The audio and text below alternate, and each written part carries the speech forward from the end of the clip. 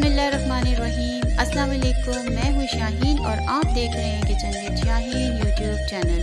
Viewers, आज मैं अपनी किचन में जो रेसिपी आपके साथ शेयर कर रही हूँ वो बहुत ही टेस्टी और यूनिक सी रेसिपी है फ़िश करी मसाला, जो कि आपको यकीनन बहुत पसंद आएगी, क्योंकि किचन विद शाहीन में आपको मिलेंगी वो रेसिपीज़ जिनको मैं बनाती हूँ अपने अंदाज से। अगर आप मेरी इस रेसिपी को फुल वॉच करना चाहते हैं, so just wait few days.